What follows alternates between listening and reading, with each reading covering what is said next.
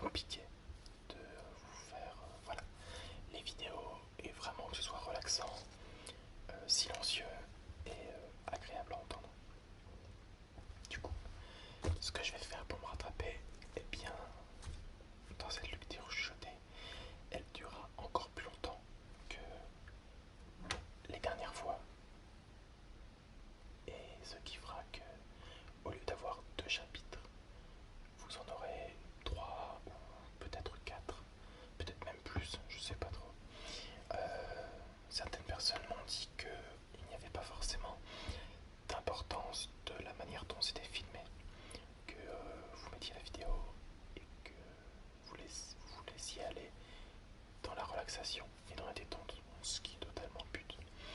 Du coup, ce que je vais faire, c'est que je vais vous laisser parfois cette vue-là. D'autres fois, peut-être ce sera différent. Et j'aimerais aussi un peu incruster des photos et peut-être même des extraits vidéo, mais sans le son de Harry Potter. Ce qui vous permettra d'avoir un petit peu comment dire, l'écart entre la réalité et non, même pas la réalité et la fiction, mais plutôt entre ce qu'il y a dans le livre et ce qu'il y a eu dans les films. Donc je vais voilà, vous le faire sûrement de cette manière-là. Je sais pas encore trop comment ça va se passer, mais en tout cas la vidéo sera là et je ferai un maximum pour que la vidéo arrive ce week-end, donc que vous l'ayez samedi soir, donc demain soir, là on est vendredi. Voilà, j'espère que je vais pouvoir vous faire ça. Donc voilà, on va continuer à partir du chapitre 9. La dernière vidéo avait l'air de vous avoir quand même plu. Actuellement il y a 59 vues et 5 likes et 74 abonnés, donc merci aux dernières qui se sont abonnées, c'est sympa. D'autres vidéos comme la 1h20 pour dormir avec les pinceaux a pas l'air de vous avoir plu d'il y a environ un mois, mais les lectures chuchotées ont l'air de vous plaire. Excusez-moi. Donc n'hésite pas à me mettre en commentaire ce que tu aimerais voir en vidéo, entendre, peut-être de l'inaudible. J'ai l'impression que les vidéos en inaudible vous ont beaucoup plu, donc j'essaierai d'en refaire. Peut-être voilà, avec un montage différent, une manière de filmer différente. J'aimerais aussi vous faire une vidéo de relaxation et de détente en inaudible. Et une autre relaxation, peut-être yoga. Je sais pas encore trop, mais je vais essayer de faire ces petites choses-là. Allez, on va attaquer à la lecture shootée. Eh bien, bah, allonge-toi, relaxe-toi, laisse-toi aller, et puis, bonne vidéo, tout simplement. Chapitre 9. L'avertissement. Qu'est-ce qui se passe ici? Attiré par les cris de Malfoy, Arcus Russard se fraya un chemin dans la foule des élèves.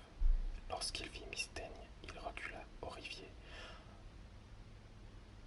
en se couvrant le visage de ses mains. Ma chatte, qu'est-ce qui est arrivé à ma chatte? Hurla-t-il. Ses yeux exorbités se posèrent alors sur Harry. Vous, cria-t-il d'une voix stridente, c'est vous qui avez assassiné ma chatte. Vous l'avez tuée. Et maintenant, c'est moi qui vais vous tuer. Je vais. Arcus. Dumbledore venait d'arriver dans le couloir, suivi de plusieurs professeurs. Un instant plus tard, il avait détaché Mystaigne de la torchère. Venez avec moi, Arcus, dit-il à Rusard. Vous aussi, Monsieur Potter, Monsieur Weasley et Miss Granger. Lockhart s'avança d'un air empressé. Mon bureau est juste à côté, monsieur le directeur, si vous souhaitez l'utiliser. Merci, Gilles de Roi, dit Dumbledore. Les élèves silencieux s'écartèrent pour le laisser passer. Lockhart, l'air important et surexcité, emboîta le pas de Dumbledore, suivi par les professeurs McGonagall et Rogue. Lorsqu'ils entrèrent dans le bureau de Lockhart, plongé dans la pénombre, il y eut une grande agitation. Sur les murs,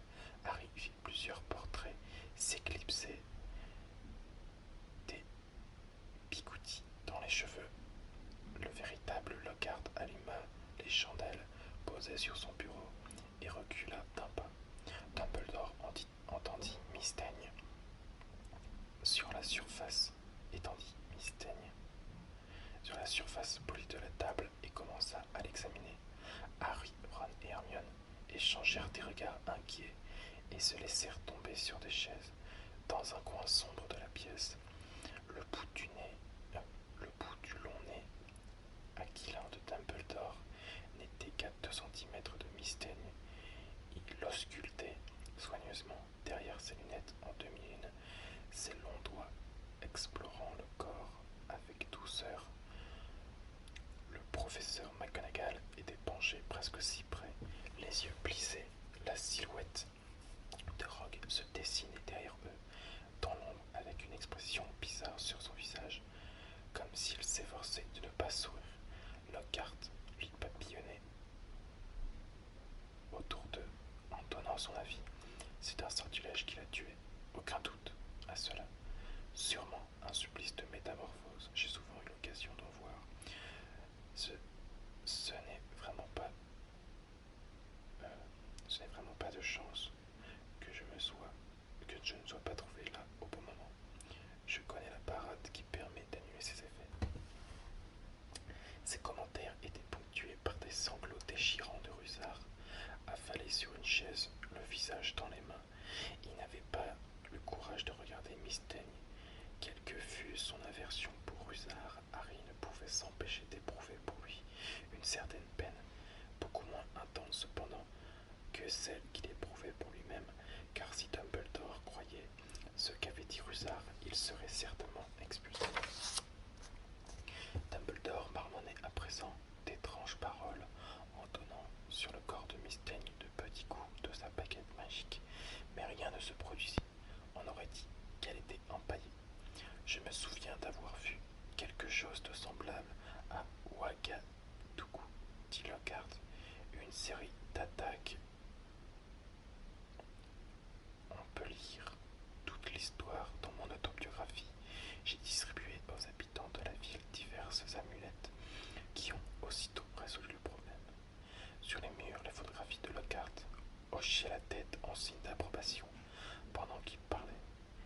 L'un des portraits avait oublié d'enlever son filet à cheveux. Enfin, Dumbledore se redressa. Elle n'est pas morte, Arcus, dit une voix douce. Lockhart, qui était en train de compter le nombre de meurtres qu'il avait empêchés, s'interrompit. Pas morte, s'étrangla Rusard en regardant Mystaigne à travers ses doigts écartés. Mais comment se fait-il qu'elle soit toute raide? Elle a été pétrifiée, dit Dumbledore. C'est bien ce que je pensais, commenta Lockhart. Mais de quelle manière? Voilà ce que j'ignore, reprit Dumbledore. C'est à lui qu'il faut le demander.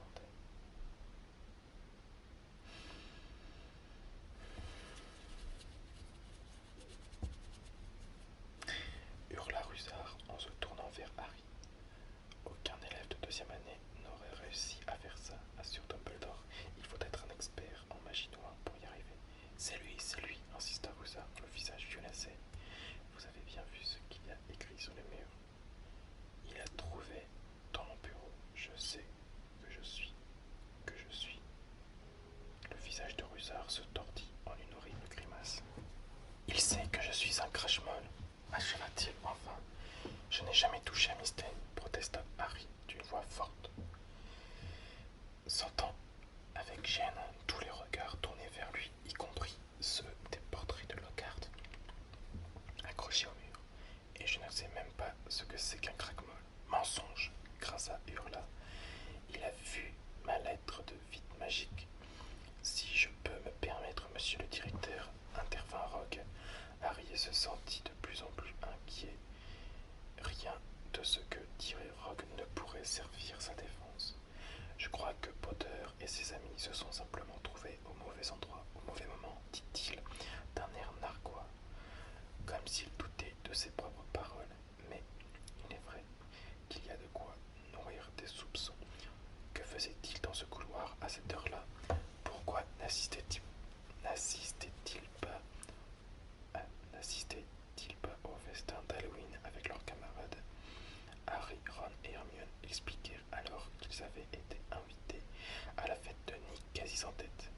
Il y avait des centaines de fantômes qui se trouvaient là. Ils pourront témoigner que nous y étions. Mais pourquoi n'avez-vous pas rejoint la grande salle lorsque vous êtes remonté des cachots demanda Rogue. Son regard noir étincelait à la lueur. Des chandelles, pourquoi étiez-vous dans ce couloir? Ron et Hermione se tournèrent vers Harry. Parce que, balbutina Harry, le cœur battant. Il avait tout à parier que personne ne croirait à son histoire de voix désincarnée qui était le seul à pouvoir entendre. Parce que nous étions fatigués et que nous voulions aller nous coucher, dit-il enfin. Sans avoir rien mangé, demanda Rogue, en esquivant un sourire de triomphe. Je ne sais pas que les fantômes offraient de quoi satisfaire l'appétit des vivants au cours de leur fête. Nous n'avions pas faim, dit Ron, en espérant que personne n'entendrait la bruyante protestation de son estomac. Le sourire malfaisant de Rogue s'élargit. Monsieur le directeur, il me semble bien que Potter ne dit pas toute la vérité, reprit-il. Peut-être ne serait-il pas inutile de le priver de certains privilèges jusqu'à ce qu'il se décide à nous raconter ce qui s'est véritablement passé. Personnellement, je ne pense qu'il ne devrait plus y avoir le droit de jouer dans l'équipe de Quidditch de Gryffondor jusqu'à ce qu'il consente à dire la vérité. Je ne vois vraiment pas pourquoi il faudrait empêcher ce garçon de jouer au Quidditch, Severus, dit sèchement le professeur McGonagall. Cette chatte n'a pas été assommée à coups de manche à balai, et il n'y a aucune preuve que Potter ait fait quelque chose de répréhensible. Sous le regard inquisiteur de Dumbledore, Harry eut l'impression d'être observé au rayon X. Innocent, tant qu'on n'a pas prouvé sa culpabilité, Severus, dit Dumbledore d'un ton ferme. Rogue avait l'air furieux, Rusard également. Ma chatte a été pétrifiée, hurla-t-il, les yeux exorbités. J'exige un châtiment. Nous parviendrons à la guérir, Argus, assura Dumbledore. D'un ton patient, Madame Jurave a réussi à se procurer des plants de mandragore. Dès qu'ils auront atteint leur maturité, je m'en servirai pour fabriquer une potion qui ramènera Miss Daigne à la vie. Je m'en chargerai, intervint Lockhart. Je l'ai fait des centaines de fois. Je suis capable de préparer un filtre régénérateur à la mandragore dans mon sommeil. Je vous demande pardon, coupa Rogue, mais il me semble que le maître des potions ici, c'est moi. Il eut un silence gêné. Vous pouvez partir, dit Dumbledore à Harry, Ron et Hermione. Ils sortirent aussi vite qu'ils le purent, en évitant toutefois de courir. Lorsqu'ils eurent atteint l'étage supérieur, ils pénétrèrent dans une classe vide et refermèrent soigneusement la porte derrière eux. Vous croyez que j'aurais dû leur parler de la voix que j'ai entendue? Demanda Harry. Non, répondit Ron, sans la moindre hésitation. Entendre des voix, ce n'est pas bon signe, même chez les sorciers. Mais toi, tu me crois au moins? Bien sûr, assura Ron précipitamment, mais il faut reconnaître que c'est bizarre. Je sais bien que c'est bizarre, dit Harry. Et d'abord, qu'est-ce que ça voulait dire ce graffiti? La chambre des secrets a été ouverte. Qu'est-ce que cela signifie? Ça me rappelle vaguement quelque chose, dit lentement Ron. Un jour, quelqu'un m'a raconté une histoire à propos d'une chambre secrète à Poudlard. C'était peut-être Bill. Et qu'est-ce que c'est un craquemol? Demanda Harry à sa grande surprise. Il vit Ron réprimer un ricanement. En fait, ce n'est pas vraiment drôle, mais comme ça concerne Rusard, un craquemol, c'est quelqu'un qui est né d'une famille de sorciers, mais qui n'a aucun pouvoir magique. Le contraire des sorciers qui naissent dans des familles de motus, en quelque sorte.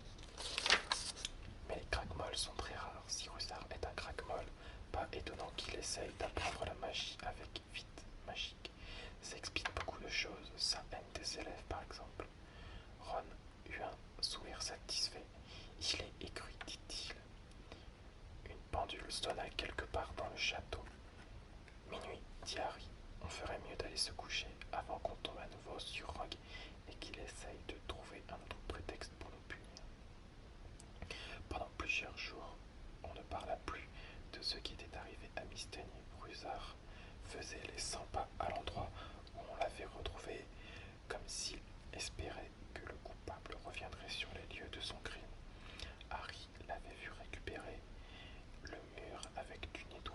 magique de la mère Gratzek, mais il n'avait pas réussi à effacer le message. Il continuait de briller sur la pierre avec autant d'éclat qu'au premier jour. Lorsque Rusard n'était pas en train de surveiller les lieux du crime, il rôdait dans les couloirs à pas furtifs, les yeux rougis, et se précipitait sur des élèves sans méfiance, en essayant de leur donner des retenues pour des motifs aussi divers que respirants. Trop fort ou paraissait heureux. Ginny Weasley semblait très perturbée par le sort qu'avait subi Miss Teigne. D'après Ron, elle avait une passion pour les chats. Tu ne connaissais pas bien Miss Teigne, lui dit vivement Ron. Très franchement, on se porte beaucoup mieux sans elle. Les lèvres de Ginny tremblaient. Il est très rare qu'il arrive des choses pareilles à Poudlard, lui assura Ron. Ils finiront sûrement par attraper le cinglé qui a fait ça, et il sera renvoyé sur le champ. J'espère simplement qu'il aura le temps de pétrifier Rusard avant de se faire mettre dehors. Mais non, je plaisantais, ajouta aussitôt Ron, en voyant Ginny devenir livide. L'agression contre Miss Teigne avait aussi eu un effet sur Hermione. La lecture avait toujours été une de ses occupations favorites, mais à présent, elle ne faisait plus rien d'autre que de se plonger dans les livres. Et lorsque Harry et Ron lui demandaient ce qu'elle fabriquait, ils n'obtenaient aucune réponse. Ce fut seulement le mercredi suivant qu'ils comprirent ce qu'elle avait en tête. À la fin du cours de potions, Harry avait été retenu par Rogue, qui lui avait fait gratter les verres magrins restés collés sur les tables. Après déjeuner, il rejoignit Ron à la bibliothèque. En chemin, il croisa Justine Fletchley, l'élève de Bouffe-Souffle dont il avait fait la connaissance au cours de botanique. Mais au moment où Harry s'apprêtait de lui dire bonjour, Justin fit volte-face et s'enfuit dans la direction opposée. Harry trouva Ron au fond de la bibliothèque où ils étaient en train de faire ses devoirs d'histoire de la magie. Le professeur Pins leur avait demandé de remplir 90 cm de parchemin sur l'assemblée médiévale des sorciers d'Europe. C'est fou, il me manque encore 20 cm, dit Ron avec fureur, en laissant tomber son parchemin, qui se réenroula aussitôt sur lui-même. Hermione en avait 1,40 m et elle écrit tout petit. Où est-elle demanda Harry, qui prit le maître ruban pour mesurer son propre parchemin. Elle est quelque part par là, répondit Ron, en montrant les étagères. Elle essaye de lire tous les livres de la bibliothèque avant Noël. Harry lui raconta comment Justine Fletchley avait pris la fuite en le voyant. Ne fais pas attention, il est un peu bête, dit Ron, qui s'était remis à écrire d'une écriture la plus large possible. Tu te souviens des idioties qu'on nous a racontées sur le grand Lockhart? Hermione émergea d'entre deux étagères. Elle avait l'air de mauvaise humeur, mais au moins elle semblait disposée à leur adresser la parole. Tous les exemplaires de l'histoire de Poudlard ont été empruntés, dit-elle, en s'asseyant entre Harry et Ron. Et il y a une liste d'attente de 2 semaines. Je regrette d'avoir laissé mon exemplaire à la maison, mais avec tous les livres de Lockhart, je n'ai pas réussi à le faire tenir dans ma valise. Pourquoi tu voulais ce bouquin? Demanda Harry. Pour la même raison que les autres, pour lire la légende de la Chambre des Secrets. Qu'est-ce que c'est que ça, justement? Je ne m'en souviens plus, répondit Hermione en se mordant la lèvre. Il est impossible de retrouver l'histoire dans un autre livre. Hermione, laisse-moi lire ton devoir, dit Ron d'un ton désespéré en jetant un coup d'œil à sa montre. Certainement pas, répliqua Hermione d'un air soudain sévère. Tu as eu 10 jours pour le faire. Il ne me manque plus que 5 centimètres.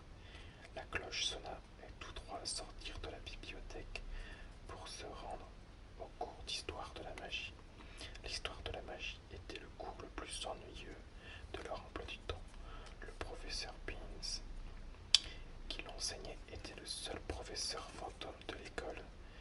Il entrait dans la classe en passant à travers le tableau et c'était l'unique moment un peu amusant de son cours. D'après ce qu'on disait, Beans ne s'était jamais rendu compte qu'il était mort. Un jour, il s'était levé pour aller en classe et avait laissé son corps derrière lui, installé dans un fauteuil de la salle des professeurs devant un feu de cheminée. Depuis, il avait continué à faire ses cours sans rien changer à ses habitudes. Toujours aussi terne, le professeur Beans consulta ses notes et commença à débiter son cours d'une voix monotone, comme un vieil aspirateur essoufflé. Bientôt, tout le monde se mit à marmonner, non, à somnoler, ne se réveillant que par instant pour copier un nom ou une date, lui replongeant dans le sommeil. Il parlait depuis une demi-heure lorsqu'il se produisit quelque chose qui n'était encore jamais arrivé.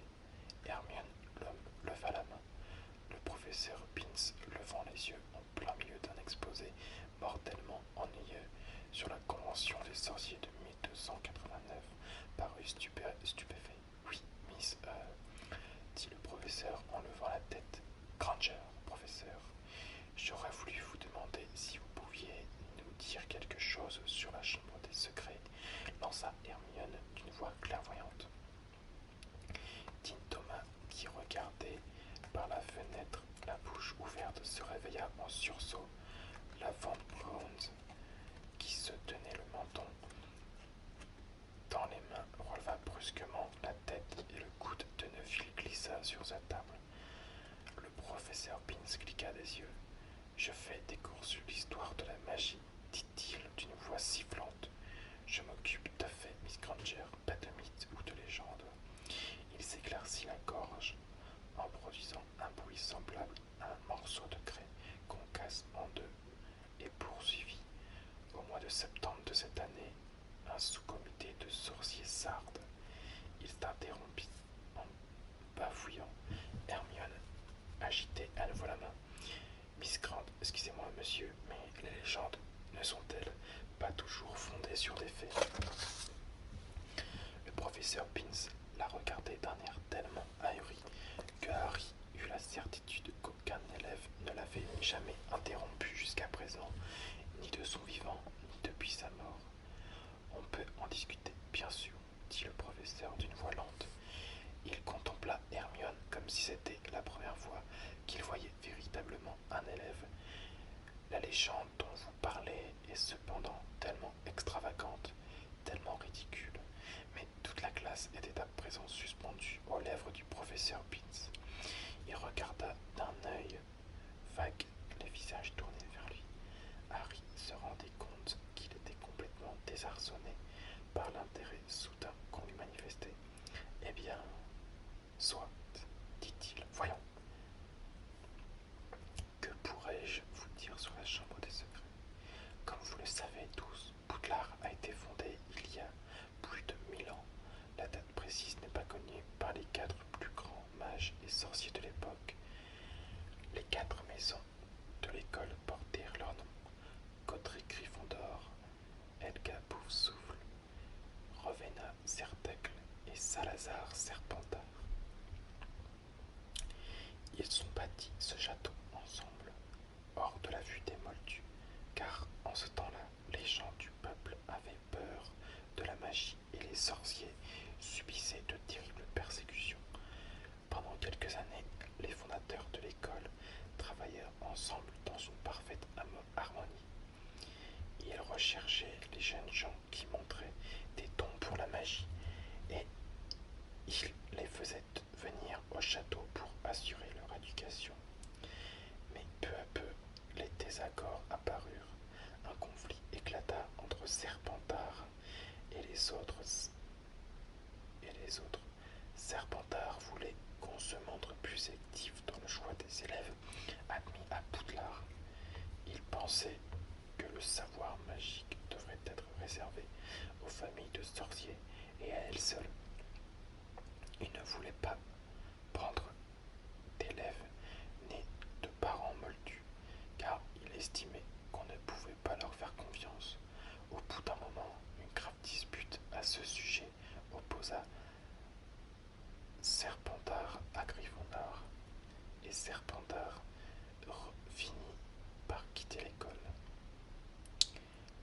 professeur Pins fit une pause. Il avait l'air d'une vieille tortue toute ridée. Voilà ce qu'on peut dire à partir de sources historiques dignes de foi, reprit-il. Mais ces faits authentiques ont été obscurcis par la légende hautement fantaisiste de la Chambre des Secrets. D'après cette légende, Serpentard aurait aménagé une salle cachée dans le château, une salle dont les autres ne connaissaient pas l'existence. Serpentard aurait eu scellé l'entrée de la chambre des secrets, de telle sorte que personne ne puisse l'ouvrir jusqu'à ce que son authentique héritier arrive à l'école. Seul l'héritier de Serpentard aurait le pouvoir d'ouvrir la chambre des secrets et d'utiliser la chose horrible qu'elle contient pour chasser de l'école ce qui ne serait pas digne d'étudier la magie. Il y eut un long silence lorsque le professeur se tut. Mais ce n'était pas le silence qui accompagnait habituellement l'assouplissement des élèves. Un sentiment de malaise baignait l'atmosphère, tandis que tout le monde regardait les yeux fixés sur le professeur Pins, dans l'espoir d'en entendre davantage. Bien sûr, tout cela est totalement absurde, reprit le professeur d'un air agacé. Comme vous vous en doutez, l'école a été fouillée de fond en comble par les sorciers les plus érudits pour essayer de découvrir cette prétendue chambre des secrets. Et la conclusion, c'est qu'elle n'existe pas. Ce n'est qu'une affabulation destinée à faire peur aux naïfs. Monsieur, dit alors Hermione, qu'est-ce que vous entendez exactement par la chose horrible qui se trouverait dans la chambre des secrets? Ce serait une sorte de monstre que seul l'héritier de Serpentard aurait le pouvoir de faire obéir. Les élèves échangèrent des regards inquiets, mais je puis vous l'assurer, cette chose n'existe pas. Il n'y a ni monstre ni chambre des secrets. Mais monsieur, objecta Seamus Finnegan, si la chambre ne peut être ouverte que par l'héritier de Serpentard, il est normal que personne d'autre ne soit capable de la trouver, non? Absurde, répliqua le professeur Pins d'un ton excédé. Si les directeurs et directrices de Poudlard qui se sont succédés au cours des siècles n'ont rien découvert. Mais professeur, il faut sans doute connaître la magie noire pour l'ouvrir, fit remarquer Parvati-Patil. Ce n'est pas parce qu'un sorcier ne se sert pas de la magie noire qu'il ne la connaît pas, répliqua Pins. Si des gens comme Dumbledore, mais peut-être qu'il faut faire partie de la famille de Serpentard pour y arriver, et donc Dumbledore, commença Dinsdome. Mais le professeur Pins en avait assez. Ça suffit, dit-il sèchement. Je vous répète qu'il s'agit d'un mythe. Ça n'existe pas. Il n'y a pas l'ombre d'une preuve que Serpentard est construit, ne serait-ce qu'un placard à palais secret dans ce château. Je regrette de vous avoir raconté une histoire aussi stupide. Et maintenant, si vous le voulez bien, nous allons retourner à l'histoire, c'est-à-dire à des faits établis et véritables. Et quelques minutes plus tard, les élèves avaient replongé dans leur torpeur habituelle. J'ai toujours su que ce Salazar Serpentard était un vieux fou complètement tordu, dit Ron à Harry et Hermione, alors qu'ils se frayaient un chemin dans le couloir grouillant d'élèves pour aller déposer leurs sacs avant de descendre dîner. Mais j'ignorais que c'était lui qui avait inventé ces histoires de sang pur. Même si on me payait, je refuserais d'étudier chez les Serpentards. Si le joie-peau magique avait voulu m'y envoyer, j'aurais repris le train et je serais rentré à la maison. Hermione approuva d'un vigoureux signe de tête, mais Harry resta silencieux. Il se sentait l'estomac noué. Harry n'avait jamais dit à Ron et Hermione que le joie-peau magique avait sérieusement envisagé de l'envoyer lui à Serpentard. Il se souvenait comme si c'était hier de la petite voix qui lui avait parlé à l'oreille chapeau sous sa tête. L'année précédente, tu es l'année précédente.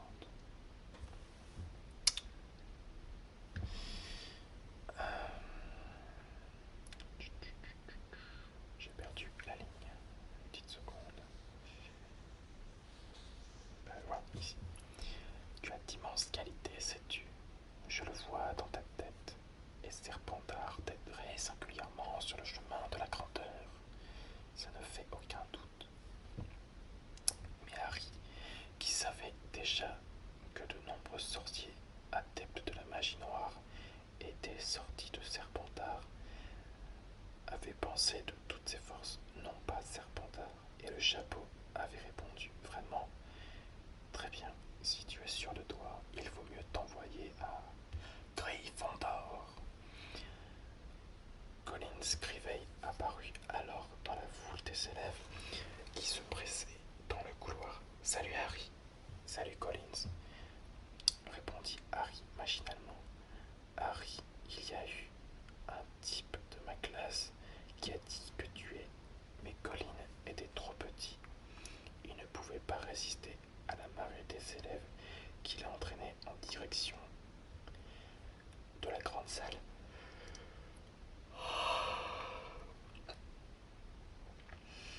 Il fut emporté en ayant tout juste le temps de lancer d'une voix aiguë. « À plus tard, Harry. » Qu'est-ce qu'il a bien pu dire sur toi, son copain demanda Hermione. Que je suis l'héritier de Serpentard, j'imagine, répondit Harry, l'estomac de plus en plus noué, en se rappelant soudain la façon dont Justin Fitchley s'était enfui en le voyant arriver. Les gens croient n'importe quoi, dit Ron d'un air dégoûté. Enfin, la foule s'éclaircit et ils purent monter l'escalier sans difficulté. Tu crois vraiment qu'il existe une chambre des secrets demanda Ron à Hermione. Je ne sais pas, répondit-elle, les sourcils froncés. Dumbledore n'a pas pu guérir Miss Daigne, ce qui me fait penser qu'elle a été attaquée par quelque chose qui n'avait rien de, disons, humain. Bientôt, ils se retrouvèrent au bout du couloir où l'agression s'était produite. Ils jetèrent un coup d'œil. L'endroit était dans le même état, sauf que la chatte avait été décrochée et qu'une chaise vide était posée contre le mur sur lequel le message en lettres brillantes était toujours aussi visible. C'est là que Russard monte la garde, marmonna Ron.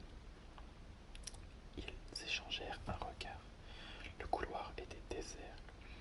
On ne risque rien à examiner les lieux d'un peu plus près, dit Harry.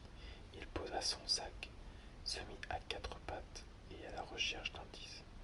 Des traces de brûlure, dit-il, là et là. Regarde un peu ça, dit Hermione, c'est drôle. Harry se releva et se dirigea vers la fenêtre, à côté du message. Hermione lui montrait la vitre du haut, où une vingtaine d'araignées prises de panique se battaient pour passer par une petite fente du carreau. Un long fil d'araignées, un long fil d'argent pendait comme une corde, comme si elles étaient toutes montées par là, dans leur hâte de fuir au dehors. Tu as déjà vu des araignées agir comme ça demanda Hermione songeusement. Non, admit Harry. Et toi, Ron? Ron? Et elle jeta un coup d'œil par-dessus son épaule. Ron se tenait en arrière et il semblait faire des efforts pour ne pas s'enfuir à toutes jambes. Qu'est-ce qui se passe demanda Harry. Je n'aime pas les araignées, dit Ron d'une voix tendue. Je ne savais pas, s'étonna Hermione. Pourtant, tu te sers souvent d'araignées pour fabriquer des potions. Quand elles sont mortes, ça va, mais je n'aime pas les voir bouger. Hermione eut un petit rire. Ça n'a rien de drôle, dit Ron d'un ton féroce. Quand j'avais 3 ans, Fred a changé mon ours en peluche en une grosse araignée répugnante, sous prétexte que j'avais cassé son balai miniature. Toi non plus, tu les aimerais pas si l'ours en peluche que tu serrais contre toi s'était retrouvé tout à coup avec plein de pattes et, parcouru d'un frisson, il s'interrompit. Hermione s'efforça de ne pas éclater de rire et Harry estima préférablement de changer de conversation. Vous vous souvenez de cette grande flaque d'eau l'autre soir, dit-il. Je me demande bien d'où elle venait. Quelqu'un l'a essuyée. Elle était à peu près là, dit Ron, qui avait retrouvé son sang-froid devant cette porte. Il montra l'endroit à quelques pas de la chaise de Rusard. Ron tendit la main vers la poignée de la porte, mais il interrompit son geste. On ne peut pas entrer, dit-il. Ce sont les toilettes des filles. Il n'y a personne, dit Hermione, en s'approchant à son tour. C'est là qu'habite Mimi Géniard. Venez, on va jeter un coup d'œil. Excusez-moi. Sans prêter attention au panneau hors service posé à l'entrée, elle ouvrit la porte et entra. C'étaient les toilettes les plus sinistres où Harry eût jamais mis les pieds. Des lavabos ébréchés s'alignaient sous un grand miroir cassé par endroits et constellé de taches de rouille. Le carrelage humide reflétait la faible lumière que diffusaient quelques bouts de chandelle, brûlant dans les bougeoirs. Les portes en bois des cabines étaient écaillées et l'une d'elles pendait de travers, retenue par un seul con. Excusez-moi. Hermione mit un doigt sur ses lèvres pour leur faire signe de se taire et se dirigea vers la cabine du fond. Bonjour Mimi, comment ça va? Dit-elle en ouvrant la porte. Harry et Ron jetèrent un coup d'œil à l'intérieur. Mimi Géniard flottait au-dessus du réservoir de la chasse d'eau. Elle était en train de percer un bouton qu'elle avait sur le menton. Ces toilettes-là, c'est pour les filles, dit-elle en regardant Harry et Ron d'un air soupçonneux. Ce sont pas des filles que je sache. Non, mais je voulais simplement leur montrer comme c'est joli ici, balbutina Hermione. Elle fit un vague geste de la main vers le vieux miroir crasseux et le carrelage humide. Oh là, excusez-moi.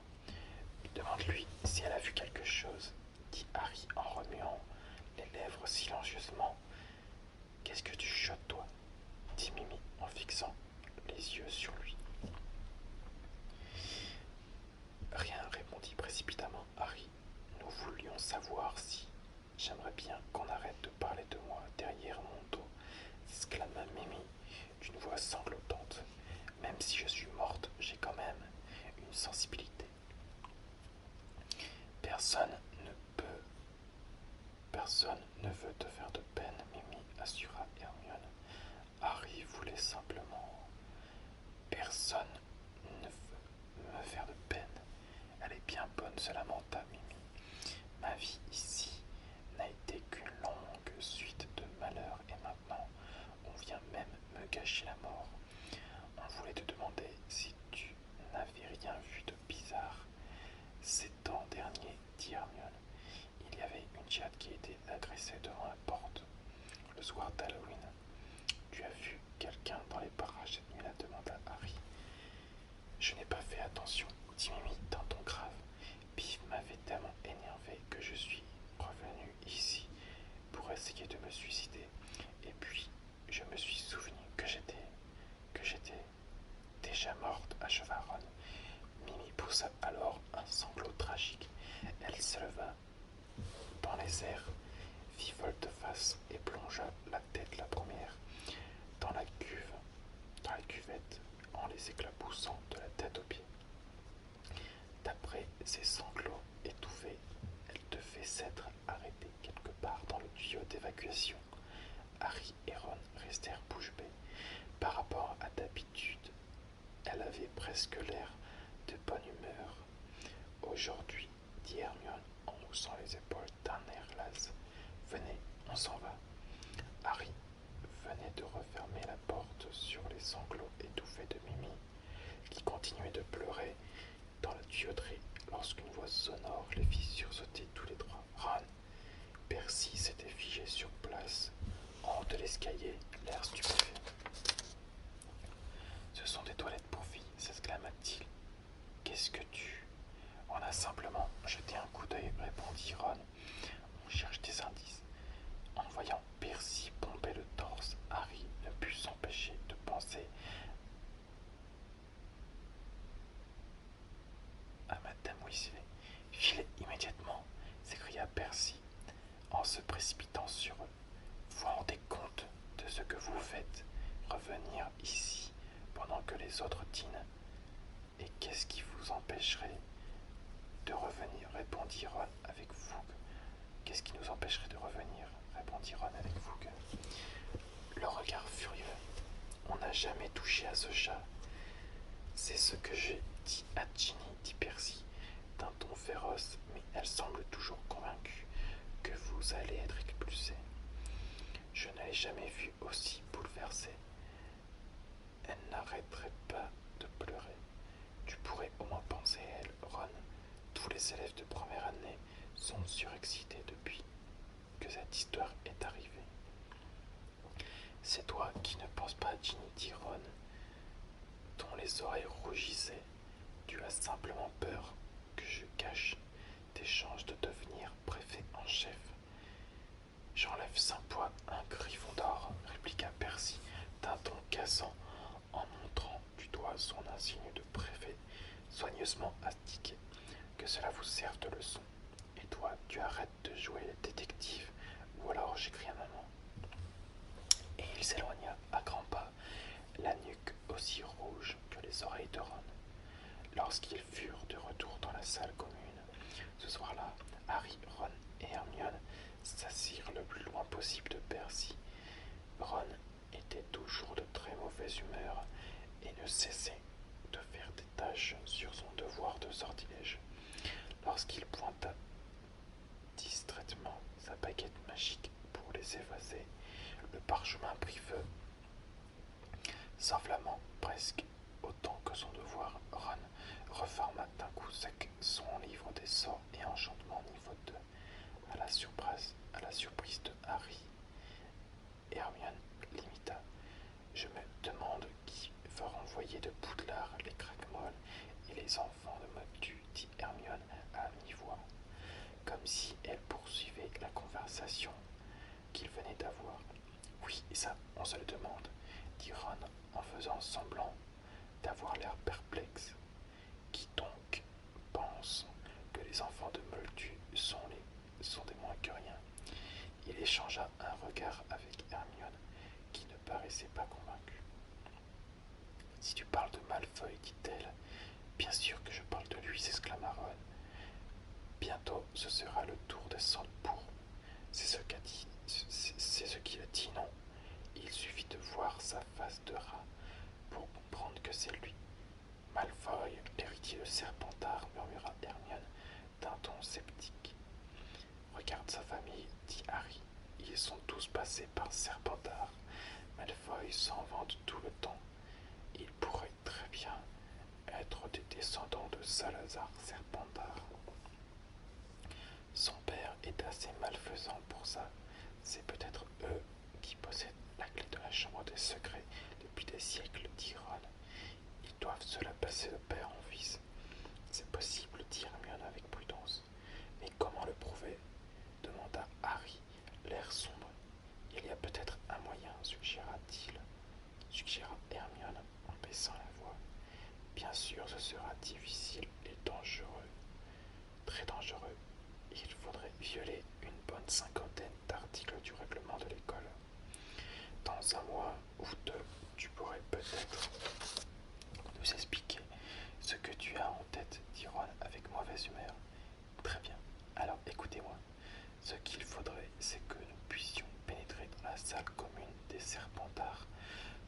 poser quelques questions à Malfoy sans qu'il s'aperçoive que c'est nous. C'est complètement impossible, dit Harry tandis que Ron éclata de rire. Non, justement, répondit Hermione. Il nous faudrait simplement un peu de polynectar. Qu'est-ce que c'est que ça? Demandèrent Harry et Ron d'une voix. Rogue en a parlé en classe il y a quelques semaines.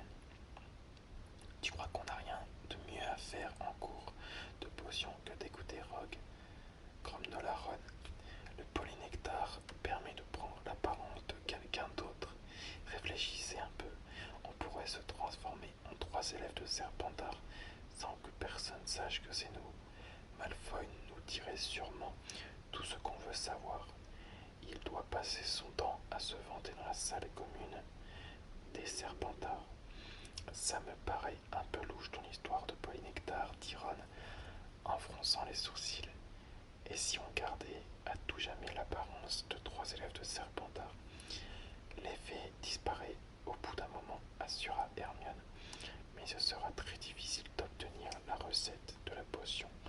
Rogue a dit qu'elle figurait dans un livre intitulé Les potions de grand pouvoir, qui doit sûrement se trouver dans la réserve de la bibliothèque. Il n'existait qu'un seul moyen d'avoir accès à un ouvrage de la réserve, présenter une autorisation écrite d'un professeur. Difficile de faire croire qu'on a besoin de ce livre, si ce n'est pas pour fabriquer une potion, dit Ron. Si on faisait semblant de s'intéresser uniquement à la théorie, on aurait peut-être une chance, dit Hermione. Aucun prof ne croira jamais à ça. Il faudrait vraiment qu'il soit idiot. Chapitre 10. Le cognard fou. Depuis le désastreux épisode des lutins, le professeur Lockhart n'avait plus à mener de créatures vivantes en classe. Il se contentait de lire des passages de ses livres à ses élèves en reconstituant les scènes qui le mettaient le mieux en valeur. Il demandait habituellement à Harry d'être son partenaire dans ses mises en scène. Harry avait ainsi pu jouer successivement le rôle d'un villageois de Transylvanie que Lockhart avait guéri d'un sortilège de babillage,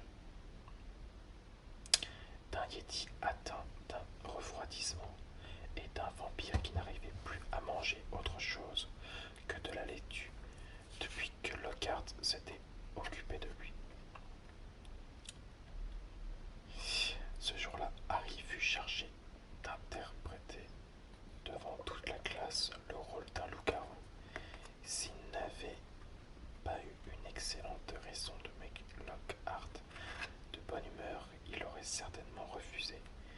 Très bien, ce hurlement, Harry.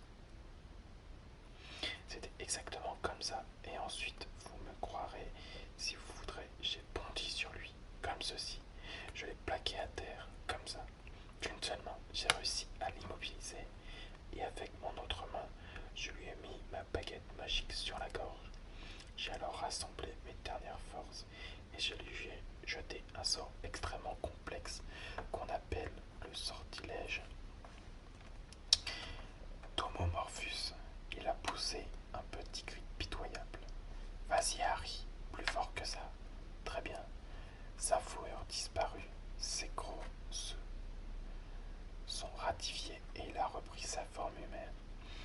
Simple mais efficace. Et voilà comment, une fois de plus, tous les habitants d'un village se souviendront éternellement de moi comme du héros qui les a délivrés de la terreur que faisait peser chaque mois l'abominable loup-garou.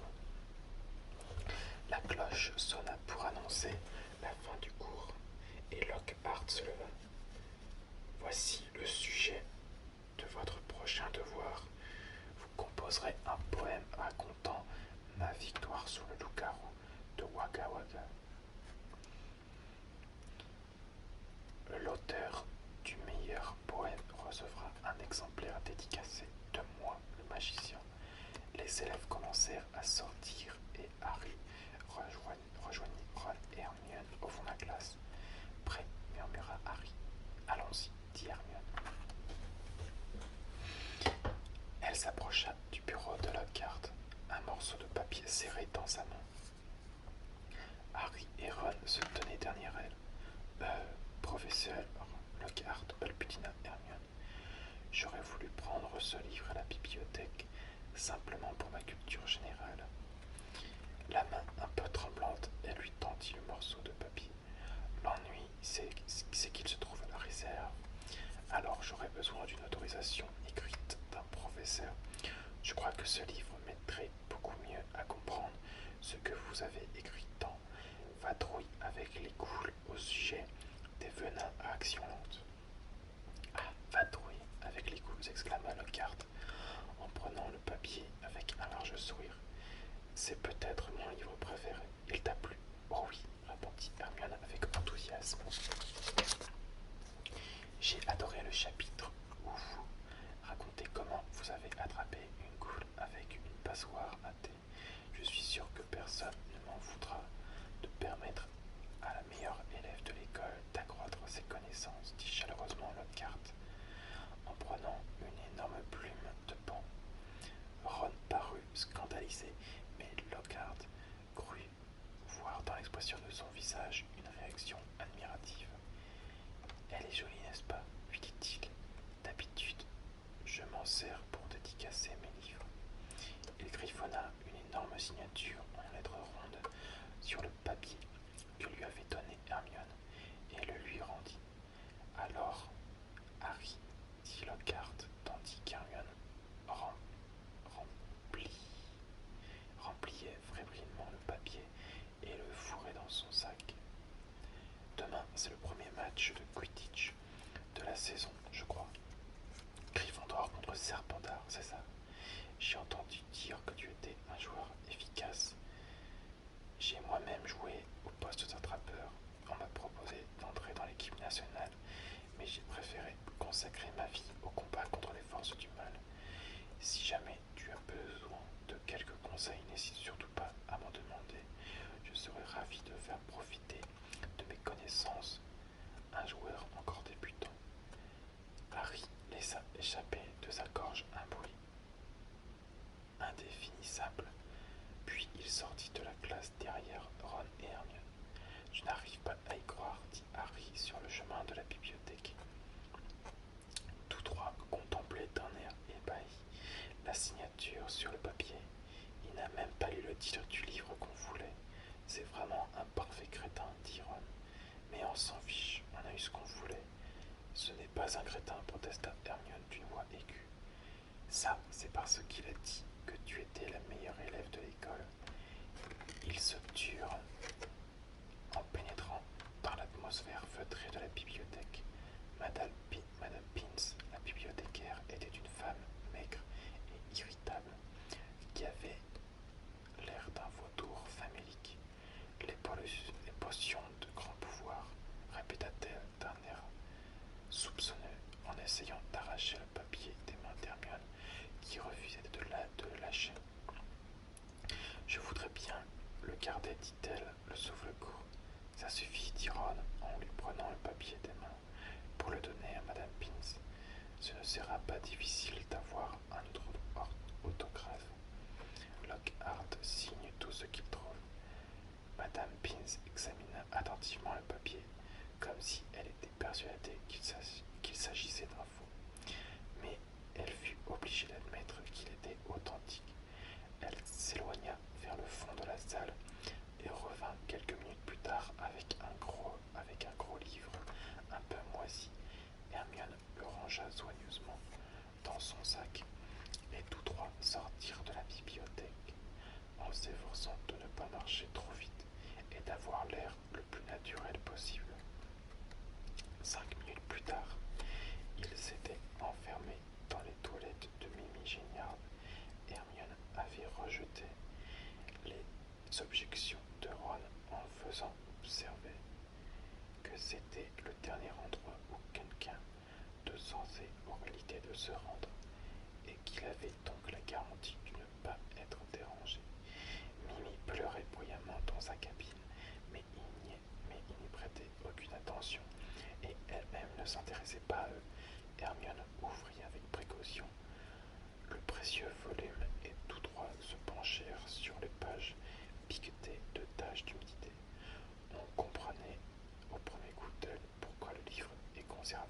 réserve.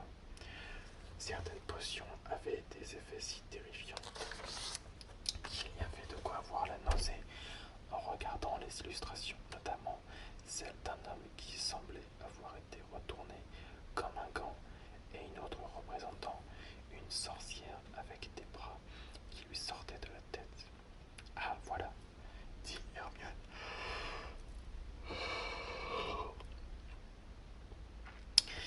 D'un ton surexcité, lorsqu'elle eut trouvé la page qui indiquait la recette du polynectar.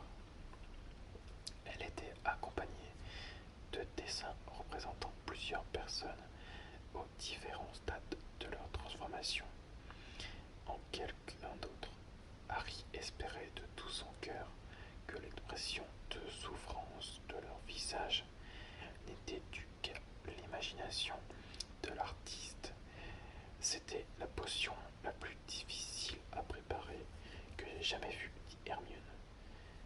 Chrysope, sangu, cimbre, polygonum, murmura-t-elle en suivant du doigt la colonne d'ingrédients. C'est assez facile, on s'en sert en classe, mais regardez, de la corne de bicorne en poudre, je me demande où on va trouver, et de la peau de serpent, d'arbre du cap, ça aussi c'est dur, sans compter un petit morceau de celui dont on veut prendre l'apparence. Pardon, coupa Ron. Qu'est-ce que tu entends par un petit morceau de celui dont on veut prendre l'apparence? Je refuse de boire un truc qui contient un ongle d'orteil de crabe. Hermione fit semblant de ne pas l'avoir entendu, mais on n'a pas besoin de s'en occuper maintenant. C'est au dernier moment qu'il faut le rajouter. Ron resta sans voix et se tourna vers Harry, qui s'inquiétait d'autre chose. Tu te rends compte que tout ce qu'on va devoir voler, de la peau de serpent, d'arbre du cap, on ne s'en sert pas en classe, il faudra aller chercher ça dans la réserve particulière de Rogue. Je ne sais pas si c'est une bonne idée. Hermione referma le livre d'un coup sec. Si vous avez peur tous les deux, c'est d'accord, dit-elle. De grosses taches rouges s'étalaient sur les joues, et ses yeux étaient plus brillants qu'à l'ordinaire. Je ne tiens absolument pas à faire des choses interdites, vous le savez bien, mais vouloir renvoyer les enfants de Moldu me paraît beaucoup plus grave que de préparer une potion un peu délicate. Si vous ne voulez pas qu'on sache si Malfoy est derrière tout ça, je retourne tout de suite rendre ce livre à Madame Pince et on n'en reparle plus. Je me doutais pas qu'un jour ce serait toi qui nous inciterait à faire des choses interdites, dit Ron. C'est d'accord, allons-y, fabriquons la potion, mais pas d'ongles, de doigts de pied, d'accord. Il faudra combien de temps pour préparer ça, demanda Harry. Hermione, qui avait retrouvé sa bonne humeur, réouvrit le livre. Étant donné que la cimbre doit être cueillie à la pleine lune et qu'il faut faire cuire les chrysopes pendant 21 jours, je pense qu'il faudra un mois en tout si nous arrivons à réunir tous les ingrédients. Un mois, dit Ron. D'ici là, Malfoy aura eu le temps d'attaquer tous les enfants de Moldu de l'école. Mais allons-y, de toute façon, il n'y a que ça à faire. Toutefois, pendant qu'Hermione vérifiait qu'il n'y avait personne dans les environs, Ron murmura à l'oreille de Harry. Si tu arrivais à faire tomber Malfoy de son balai pendant le match de demain, ça nous éviterait beaucoup de travail. Harry se réveilla de bonne heure le samedi et resta allongé un bon moment en pensant au match de Quidditch qui devrait avoir lieu quelques heures plus tard. Il appréhendait la réaction de Dubois au cas où Gryffondor perdrait, mais ce qui l'inquiétait le plus, c'était d'affronter une équipe montée sur les meilleurs palais qu'on puisse trouver. Jamais il n'avait eu un tel désir de se battre, les Serpentards. Au bout d'une demi-heure passée à ruminer ses pensées, il se leva et descendit prendre son petit déjeuner dans la grande salle où il retrouva les autres joueurs de Gryffondor, tendus et silencieux. Peu avant 11 heures, toute l'école prit la direction du stade. Au dehors, l'atmosphère était lourde et il y avait de l'orage dans l'air. Ron et Hermione se précipitèrent sur Harry pour lui souhaiter bonne chance. À l'entrée des vestiaires, les joueurs de Gryffondor revêtirent les robes rouges de leur équipe, puis s'assirent pour écouter l'habituel discours d'encouragement qu'Olivier Dubois prononçait avant chaque match. Les Serpentards ont de meilleurs palais que nous, dit-il. Il ne servirait à rien de le nier. Mais nous avons de meilleurs joueurs sous nos balais. Nous sommes beaucoup mieux entraînés qu'eux. Nous avons volé par tous les temps. Ça, c'est vrai, marmonna George Weasley. Je n'ai jamais réussi à me sécher vraiment depuis le mois d'août. Et nous allons leur faire regretter le jour où ils se sont vendus à ce petit détritus de Malfoy. Le visage grave du bois se tourna vers Harry. C'est toi, Harry, qui devra leur montrer qu'il ne suffit pas d'avoir un père riche pour être un attrapeur digne de ce nom. Saisis-toi du vif d'or avant Malfoy, donne ta vie pour cela si c'est nécessaire, Harry, car aujourd'hui il faut absolument que nous remportions la victoire. Il le faut, sans vouloir te mettre la pression. Harry, dit Fred en lui adressant un clin d'œil. Une immense clameur monta des tribunes lorsqu'ils pénétrèrent sur le terrain. Les acclamations dominaient car les supporters de Zertaigle et de Poufsouffle souhaitaient eux aussi la défaite des Serpentards, mais ces derniers comptaient suffisamment de partisans pour qu'on entende également des sifflets et des huées.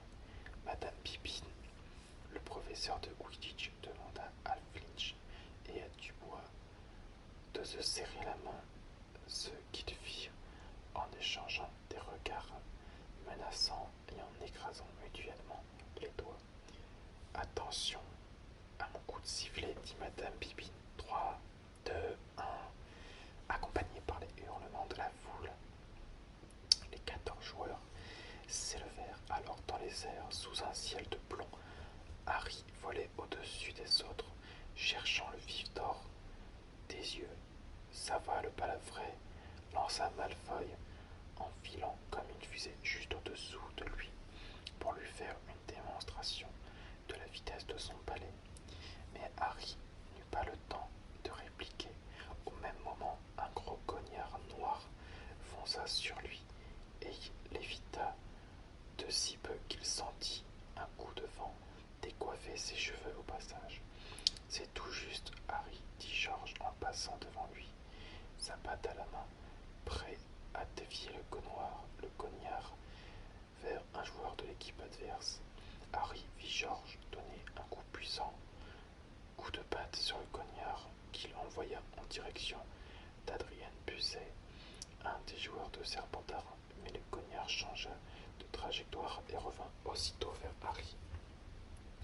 Harry descendit en piqué pour l'éviter, et George parvint à envoyer le cognard vers Malfoy, mais cette fois encore le cognard changea de direction et revint vers Harry comme un boomerang. Harry accéléra brusquement et fila à l'autre bout du terrain. Il s'entendait derrière lui le cognard qui le suivait en sifflant. Que se passe-t-il? D'habitude, les cognards ne s'acharnent jamais sur un seul joueur. Ils avaient au contraire pour rôle de désamorcer le plus de joueurs possible en les attaquant au hasard. Fred Weasley attendait le cognard à l'autre extrémité du terrain. Harry baissa la tête tandis que Fred frappait de toutes ses forces le cognard, qui dévia enfin de sa course. Et voilà, c'est fait, s'exclama Fred d'un ton triomphant. Il avait tort.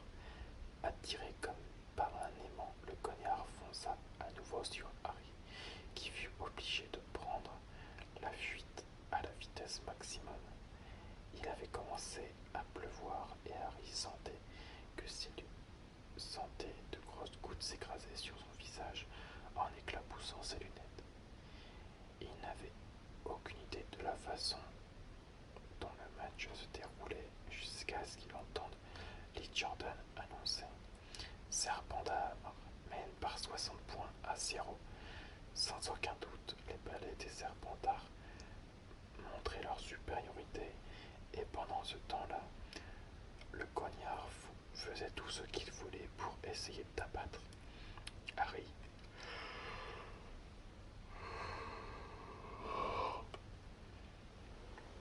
Fred et George étaient obligés de voler si près de lui pour le protéger que Harry n'avait plus aucune chance d'apercevoir le vif d'or, encore moins de l'attraper. Si quelqu'un a trafiqué ce cognard, grommela Fred en brandissant sa patte de toutes ses forces pour le détourner d'une nouvelle attaque contre Harry. Il faut siffler un temps mort, dit George, qui essaya de faire signe à Dubois et donna en même temps un coup de patte au cognard, l'empêchant ainsi de casser le nez de Harry. De toute évidence, Dubois avait reçu le message. Madame Bipine lança le coup de sifflet salvateur et Harry, Fred et George foncèrent vers le sol, essayant toujours d'éviter le cognard fou. Qu'est-ce qui se passe demanda Dubois aux joueurs du Gryffondor, sous les moqueries des supporters de Serpentard. On est en train de se faire écraser. Fred, George, qu'est-ce que vous fabriquez quand le cognard empêchait Angelina de marquer? On était à 10 mètres au-dessus et on essayait d'arrêter l'autre cognard qui voulait fracasser le crâne de Harry, répliqua George avec colère. Quelqu'un l'a trafiqué et n'a pas arrêté de harceler Harry sans jamais s'en prendre à personne d'autre. Les Serpentards ont dû l'ensorceler. Pourtant les cognards sont restés sous clé dans le bureau de Madame Pipine depuis notre dernière séance d'entraînement et ils étaient parfaitement normaux à ce moment-là, dit Dubois d'une voix inquiète. Madame Pipine se dirigeait vers eux. Derrière elle, Harry voyait l'équipe des Serpentards qui le montrait du doigt en lançant des colibés. En tout cas, dit Harry à Fred et à George, tandis que Madame Pipine approchait. Si vous me volez autour sans arrêt, je n'y arriverai jamais à attraper le fils d'or. Sauf s'il vient se prendre dans ma manche. Alors occupez-vous des autres joueurs, je me charge du cognard fou. Ne sois pas idiot, dit Fred, il va t'arracher la tête. Olivier, c'est une absurdité, dit Alicia Spinnet. D'un ton furieux, on ne peut pas laisser Harry tout seul face à ce machin. Il faut demander une enquête. Si on interrompt le match, ça veut dire qu'on déclare forfait, proteste Harry. Et on ne va quand même pas laisser la victoire aux Serpentards à cause d'un cognard fou. Il faut que je me débrouille tout seul. C'est entièrement ta faute, dit Fred à Olivier. Saisis-toi du vif d'or, donne ta vie pour ça si c'est nécessaire. Quelle idiote de dire des choses pareilles. Madame Pipine venait de les rejoindre. Prêt à reprendre le match, demanda-t-elle à Dubois. Celle-ci jeta un coup d'œil à Harry et paraissait toujours aussi déterminée. Oui, répondit Dubois, Fred et George, vous avez entendu Harry.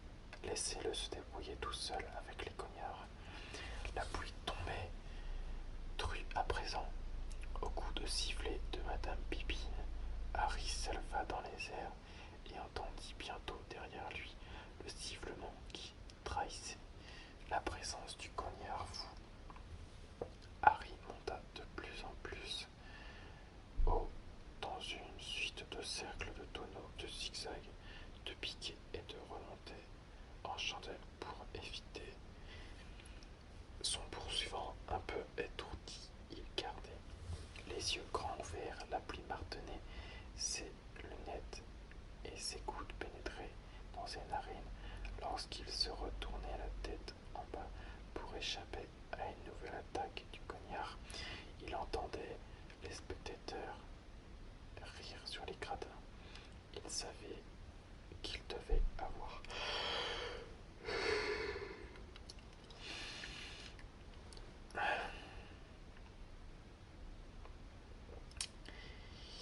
savait qu'il devait avoir l'air ridicule en exécutant toutes ces figures, mais elles étaient efficaces, car le cognard était lourd et ne pouvait pas changer de direction aussi facilement que lui. Il se lança ainsi dans les exercices de montagne russe tout autour du stade, tout en observant à travers le rideau de pluie les buts de Gryffondor qui subissaient une attaque d'Adrian Pusey. Un sifflement aux oreilles de Harry lui indiquait que le cognard venait de le frôler à nouveau. Il prit aussitôt un virage serré et fila dans la direction opposée. Tu prépares un balai aérien, Potter, cria Malfoy, alors que Harry était contraint de faire une sorte de pirouette ridicule pour éviter le cognard. Harry fila à toute vitesse, le cognard suivant de près.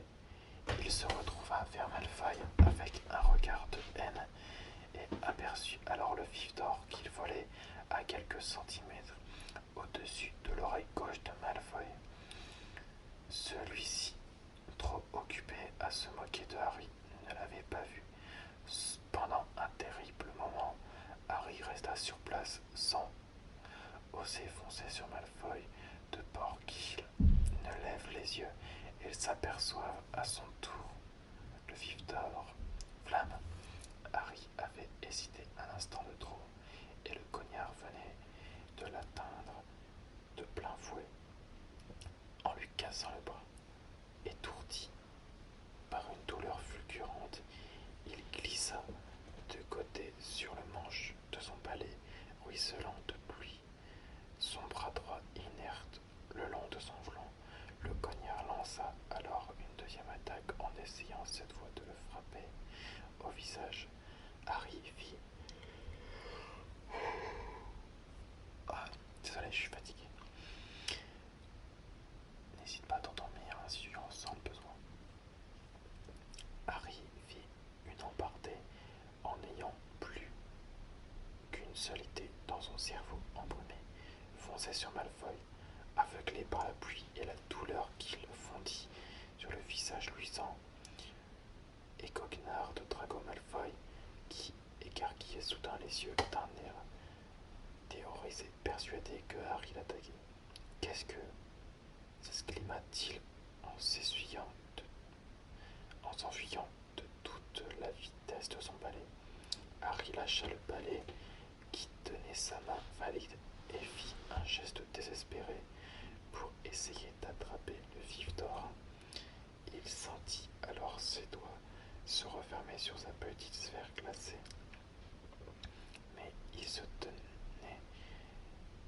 Mais il ne tenait plus le balai qu'avec ses jambes.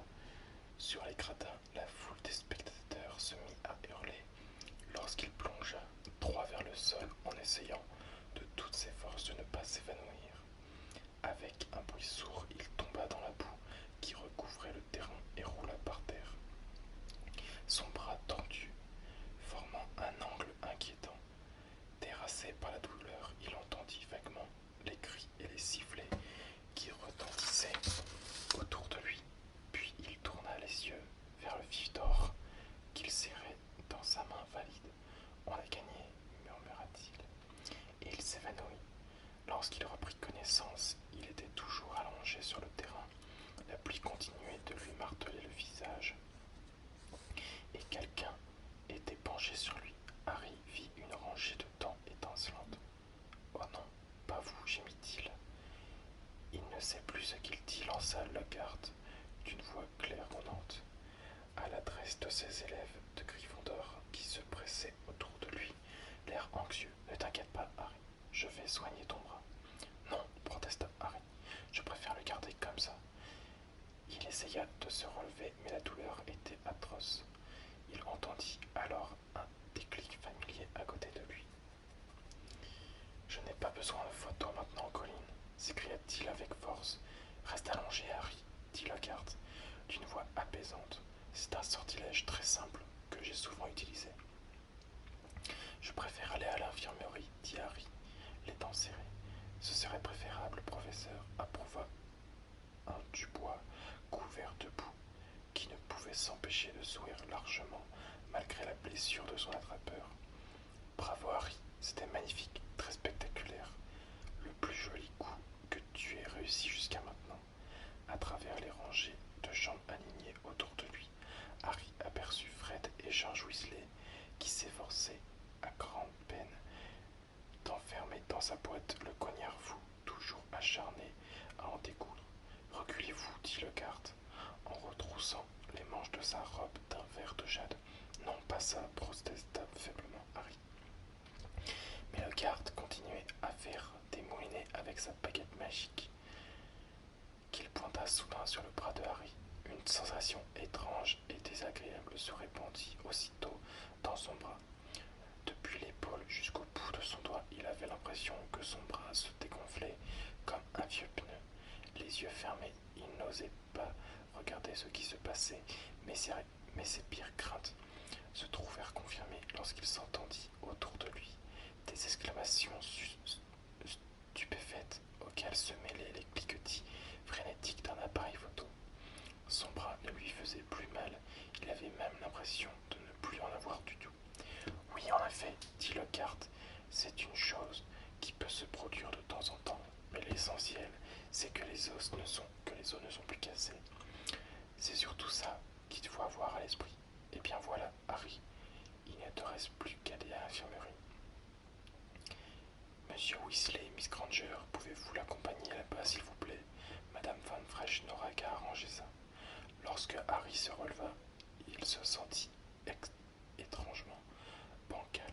Il prit une profonde inspiration et se résolut à regarder dans quel état se trouvait son bras. Il faillit alors s'évanouir à nouveau.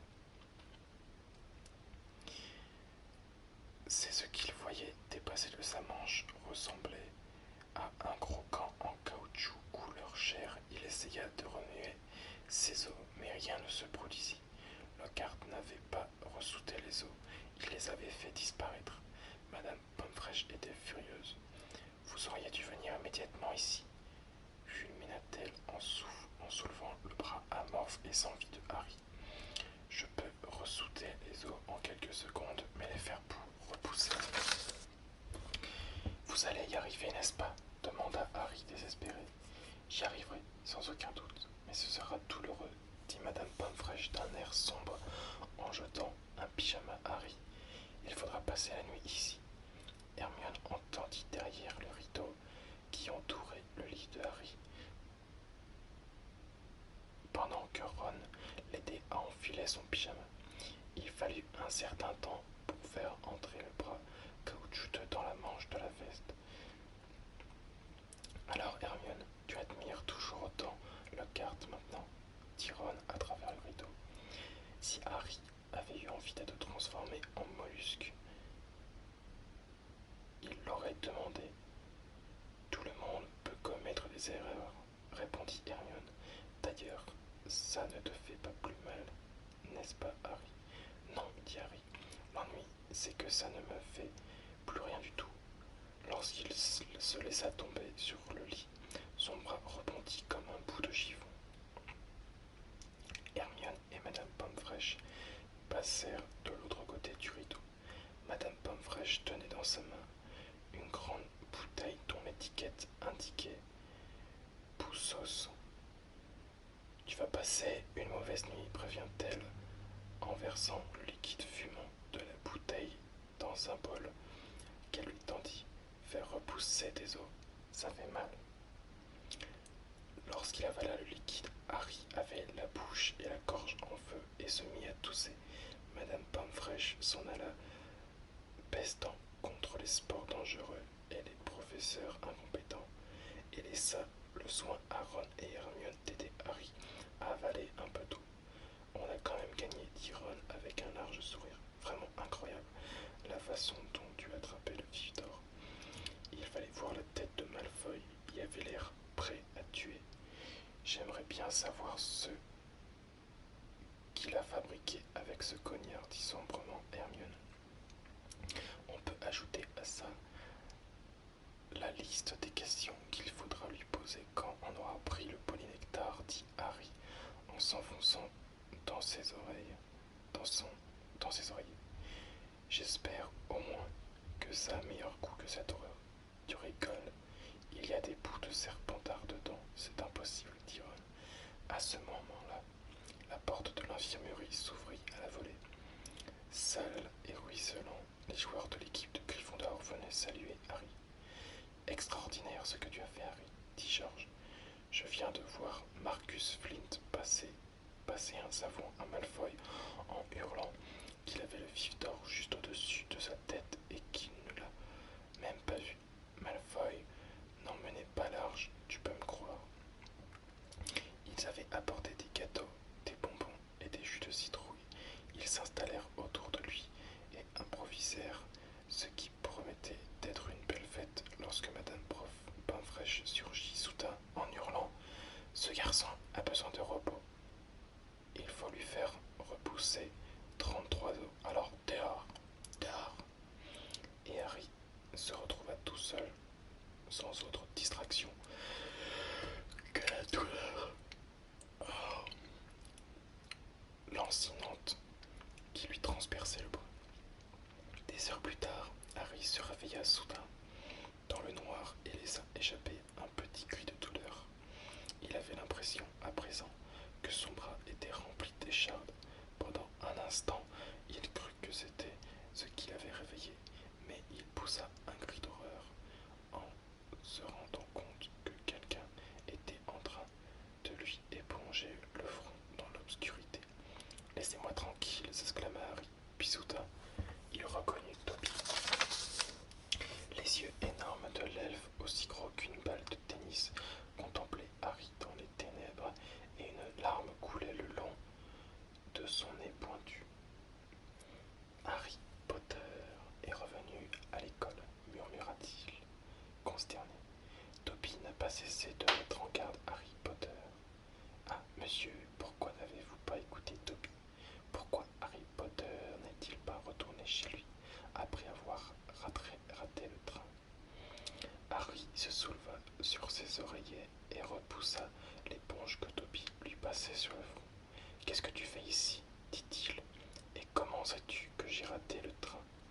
Les lèvres de Dobby se mirent à trembler et Harry eut tout à coup un soupçon. « C'était toi, » dit-il lentement. « C'est toi qui as bloqué la barrière. »« C'est vrai, monsieur, » dit Dobby. Il hocha vigoureusement la tête et ses oreilles se mirent à battre comme des ailes. Dobby s'est caché. Il a entendu Harry Potter et il a bloqué la barrière. Après ça, Dobby s'est brûlé les mains avec un fer à repasser pour se punir. Il montra à Harry ses longs doigts entourés de bandages, mais Dobby s'en fichait, monsieur, car il pensait que Harry Potter était en sécurité et jamais Dobby n'aurait cru que Harry Potter puisse arriver à l'école par d'autres moyens.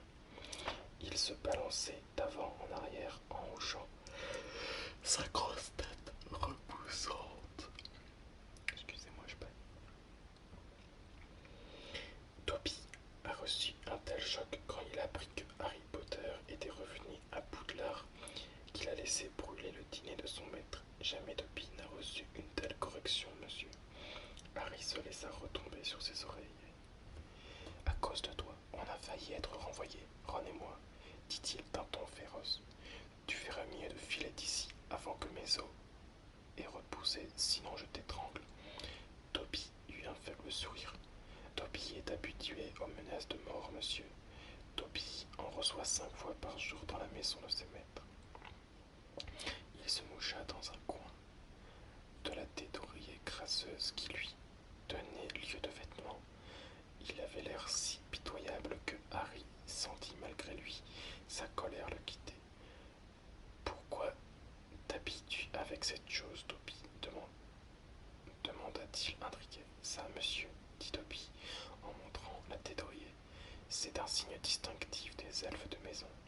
Ils sont tenus en esclavage, monsieur, et Dobby ne peut être libéré que si ses maîtres lui offrent des vêtements. Aussi, la famille fait bien attention de ne rien donner à Dobby, même pas une chaussette, monsieur, car alors il serait libre de quitter à tout jamais la maison. » Dobby essuya ses gros yeux et s'écria soudain. Harry Potter doit retourner chez lui. Toby croyait que son cognard suffirait à... Ton cognard, s'exclama Harry en sentant la colère revenir. Qu'est-ce que tu veux dire? C'est toi qui essayais de me tuer avec ce cognard. Pas de vous tuer, monsieur, surtout pas vous tuer, dit Toby, l'air choqué. Toby veut sauver la vie de Harry Potter. Mieux vaut qu'il rentre chez lui, grièvement blessé, plutôt que de rester ici, monsieur.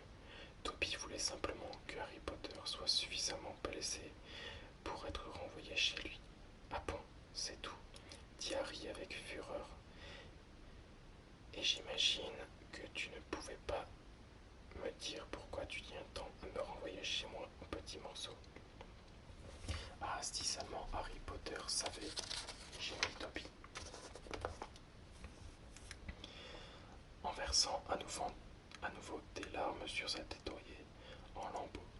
S'il savait ce qu'il représente pour nous, les humbles, les esclaves, nous les rebuts du monde de la magie. Toby se souvient comment c'était quand celui dont on ne doit prononcer le nom était au sommet de sa puissance. Nous, les elfes de maison, étions traités comme de la vermine, monsieur. Oh, bien sûr, Toby est toujours traité ainsi, admit-il, en s'essuyant le visage avec sa tête oreiller. Mais pour beaucoup d'entre nous, la vie s'est améliorée depuis que vous avez triomphé de celui dont on ne doit pas prononcer le nom. Harry Potter a survécu, et le pouvoir du Seigneur des Ténèbres a été brisé. Ce fut une noble nouvelle, monsieur, et Harry Potter brillait comme une flamme Et Harry Potter brillait comme une flamme d'espérance pour ceux d'entre nous qui pensaient que jamais les jours sombres ne finiraient. Mais maintenant, à Poudlard, des choses terribles se préparent, peut-être même qu'elles se produisent en cet instant, et Dobby ne peut pas laisser Harry Potter demeurer ici à présent, que l'histoire est sur le point de se répéter à présent, que la chambre des secrets a été ouverte une nouvelle fois. À cet instant, Dobby se figea comme frappé d'horreur, puis il saisit sur la table de chevet la carafe d'eau qu'il abattit sur sa propre tête. Il s'effondra sous le choc et réapparut un instant plus tard, en louchant et en marmonnant. Méchant Dobby, très méchant Dobby. Donc il existe bien une chambre des secrets, murmura Harry. Et tu dis qu'elle a été ouverte une nouvelle fois. Ça veut dire qu'elle avait déjà été ouverte dans le passé. Raconte-moi, Dobby. Il attrapa le poignet squelettique de l'elfe qui essayait de prendre à nouveau la carafe. Je ne suis pas né de parents moldus, dit Harry. Alors pourquoi devrais-je avoir peur de ce que contient la chambre? Ah, monsieur, ne demandez plus rien au pauvre Dobby, balbutina l'elfe, les yeux exorbités. Il se prépare de sombres actions dans ce château, et Harry Potter ne doit plus s'y retrouver lorsqu'elles se reproduiront. Retournez chez vous, Harry Potter. Harry Potter ne doit pas être mêlé à ça, monsieur, c'est trop dangereux. Qui est-ce, Dobby?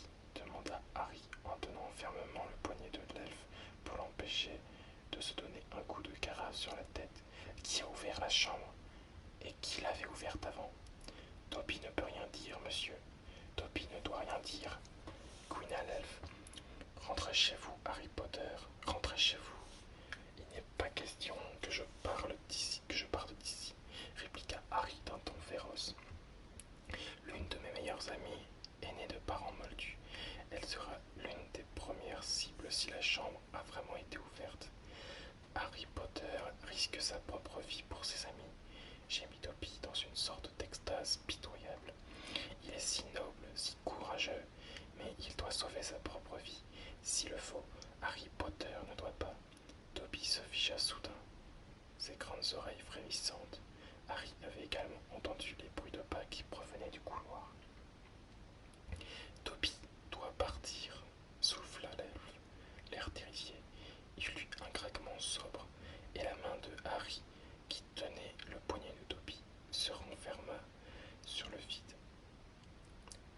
se laissa aussitôt retomber sur le lit, les yeux fixés sur la porte de l'infirmerie, tandis que les pas se rapprochaient.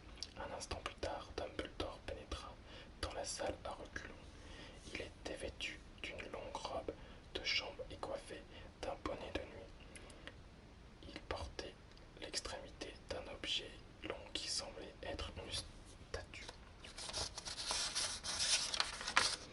Le professeur McGonagall apparut à son tour, portant l'autre bout de la statue qu'ils posèrent sur un lit. Allez chercher Madame Pomfrèche, murmura Dumbledore.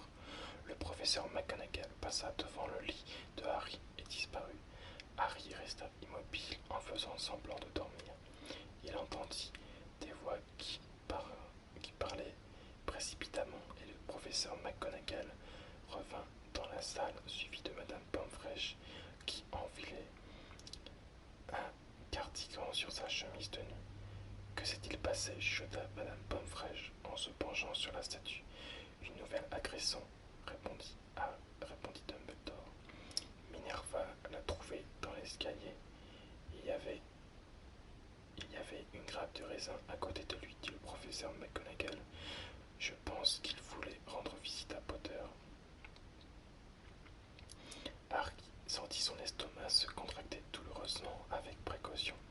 Il se souleva de quelques centimètres pour voir la statue allongée sur le lit. La lueur d'un rayon de lune lui permit de reconnaître le visage de Colin Creevey. Il avait les yeux grands ouverts et ses mains tendues devant lui, tenait son appareil photo. Pétrifié, murmura Madame Pomfrèche. Oui, répondit le professeur McGonagall, mais je frissonne rien que d'y penser. Si Albus n'était pas descendu à ce moment-là, qui sait ce qui aurait pu? Tous trois observèrent longuement Colin Creevey, puis Dumbledore se pencha et arracha l'appareil photo de ses mains figées. Vous pensez qu'il aurait pu prendre une photo de son agresseur? Demanda précipitamment le professeur McGonagall. Dumbledore ne répondit pas. Il ouvrit l'appareil. Miséricorde, s'exclama Madame Pomfrèche. Un jet de vapeur jaillit en sifflant de l'appareil photo, et Harry sentit une odeur âcre de plastique brûlé. Fondu, dit Madame Pomfrèche, d'un air songeur. La pellicule a entièrement fondu. Qu'est-ce que cela signifie, Albus? Demanda le professeur McGonagall d'une voix inquiète. Cela signifie, répondit Dumbledore, que la chambre des secrets a bel et bien été ouverte une deuxième fois. Madame Pomfrèche plaqua une main contre sa bouche. Le professeur McGonagall regarda Dumbledore avec de grands yeux ronds. Mais Albus qui? La question n'est pas de savoir qui, répliqua Dumbledore, les yeux fixés sur Colin, mais de savoir comment. Et d'après ce que Harry pouvait voir du visage de McGonagall, elle ne semblait pas comprendre mieux que lui ce que Dumbledore avait voulu dire. Chapitre 11. Le club de duel. J'avais prévu... Voilà, on arrive à la fin des deux chapitres, comme d'habitude. En début de vidéo, j'avais dit que je voulais peut-être faire 3 ou 4 chapitres. Mais je pense que la vidéo va vraiment être trop longue. Donc, ce qu'on va faire plutôt, ça va être que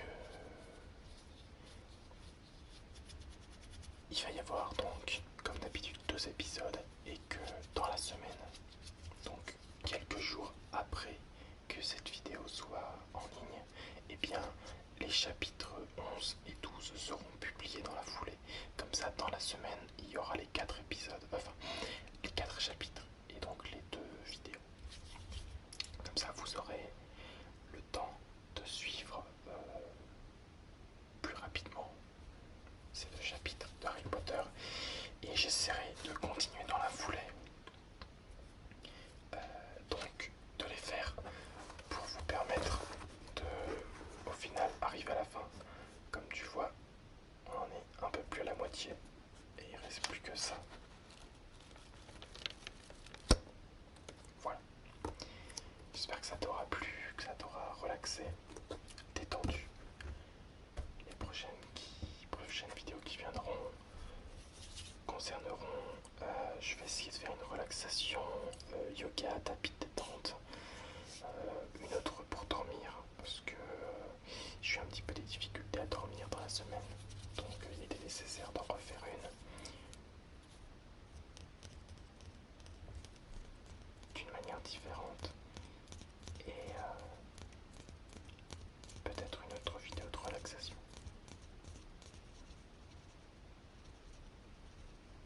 Bon, et bah passe une bonne soirée. Et n'hésite pas à t'abonner si tu es nouveau sur la chaîne. Je vais essayer de republier souvent, comme j'en avais fait avant. Comme j'ai pris un rythme, c'est juste que, comme j'ai pu le dire, j'ai commencé voilà, vraiment un nouveau travail et il y a beaucoup de choses à voir et à emmagasiner